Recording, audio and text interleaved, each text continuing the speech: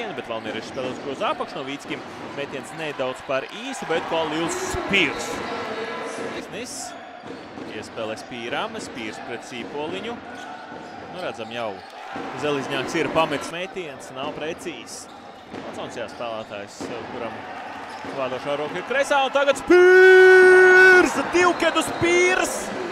Viena oranžu. Viņu gaisā kā Flaberim. Bum šakalāka Kalils Spīrs! Bet nu tagad spēle atsākas un otrā ceturtā. Sāksies bloķēts metiens Kalils Spīrs. Driblā nesanāk. Tīkās doties uz priekšu. Viņu panākt, bet bloku. Bloku ir daudz, bet tas maz ko dod, ja pēc tam. Jau ir 4. Tā kā potenciāli iet uz muguru pret grozu, izspēlē ārā. Spīrs dodas tuvāk grozam un noteikuma pārkāpums sauc.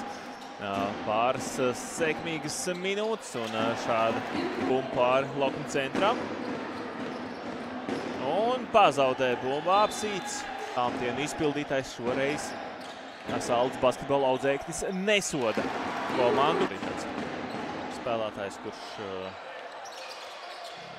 galvenokārt pienesumu dod. Nav bijis tas pamanāmākais spēlētājs. 3-1. Spīrs.